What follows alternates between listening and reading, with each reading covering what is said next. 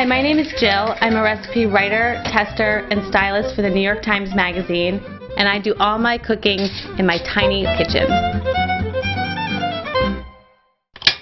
In this week's New York Times Magazine, Christine Melke, our food editor, writes a story about La Quercia, which is an Iowa-based prosciutto maker. They make all sorts of cured pork products. We're going to make today a recipe from Nate Appleman at A16 in San Francisco. It's a ragu that uses a lot of La Quercia products. This recipe is actually kind of hysterical because it's called uova al purgatorio, eggs in purgatory. It's a funny name for an interesting technique. So let's talk about the meats.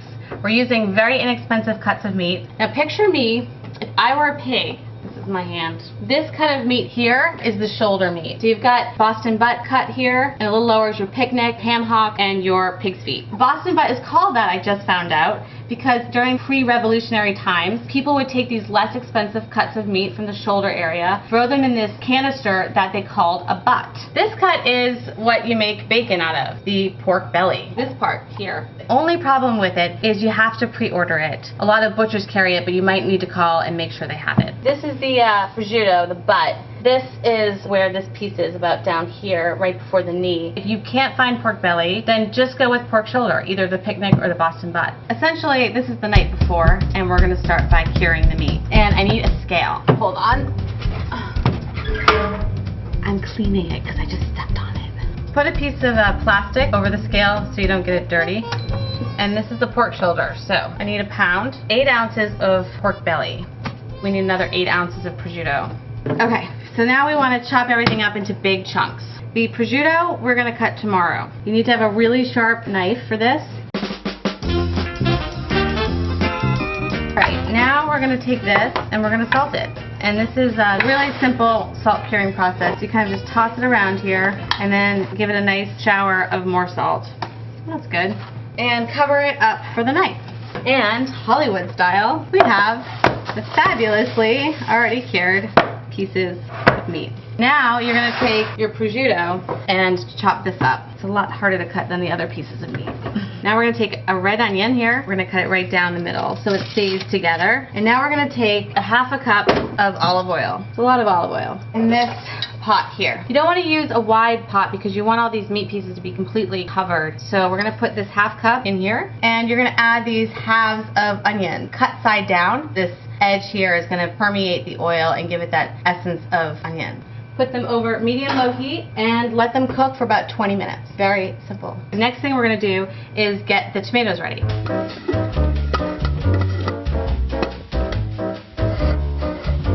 Okay, so you're going to take 2 cans and you're going to put them in your bowl. If they have any basil leaves like this, I like to take those out. And then you're going to use your hands and just chop these up with your hands.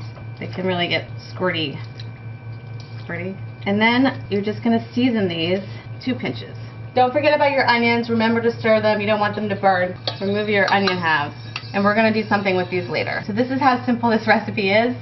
All you do is pour this,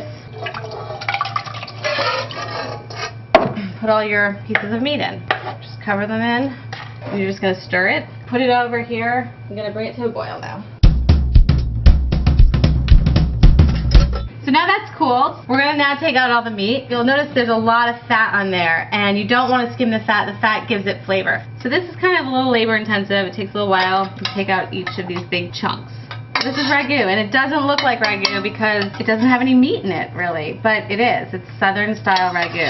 And then, now that it's cool enough to handle, you're going to take these pieces and pull it off the fat and toss the fat. And the prosciutto, I'm just not going to use at all. Now with this meat, this gorgeous meat, you can throw it back into the sauce and serve it with pasta. You can make a sofrito, which is just the onion fried in oil and then this tossed in there. That's what Nate actually advised we do with it, is to make a sofrito and serve it as sort of a second course. And now we're going to make the polenta. This is a very basic recipe. It calls for polenta, water, the chestnut flour, and salt. Because it's not easy to find this, I'm going to use the whole roasted chestnuts here. I'm just going to drop them in a bag, and then you can take like some sort of mallet type thing. Oh, you know what? That's good. We're going to measure out like a half cup. I'm changing this recipe a little. A quart of water.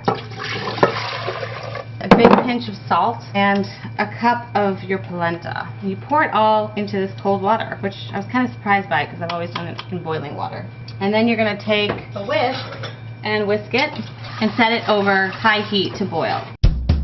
This is your ragu, all ready to go. And we're going to pour about 3 cups in here. Messy. I need a large skillet with a lid.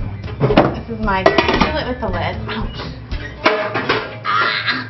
We're going to pour our 3 cups of ragu in here, and then we're going to add a half a cup of water, just to thin it out a little, and then you're going to stir that.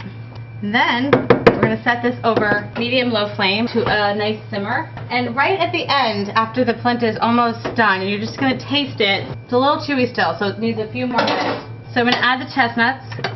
At this point, you need to start seasoning it too. Pinch of salt, some pepper, and stir it up. Pretty good. It needs more salt. You gotta learn to season, and you have to learn to taste as you go. If it doesn't taste quite right, usually the answer is a little more salt. A little more pepper, salt at a time. Oops. We're ready to cook our egg in this ragu. What we're gonna do here is just crack these eggs over the warm, simmering ragu and just let them cook with a cover. So the eggs are just about done. I'm gonna actually take them off a little early, and we're ready to plate. This polenta, too big. Dollops there.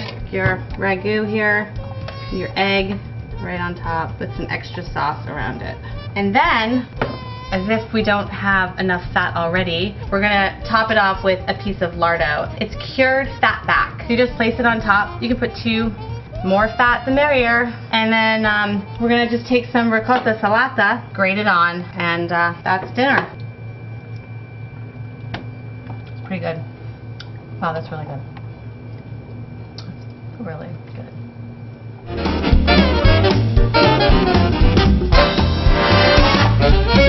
And then after we're all done with that, we're gonna take the whole dish, coat it in batter, and deep fry it. I'm just kidding. We're not gonna do that.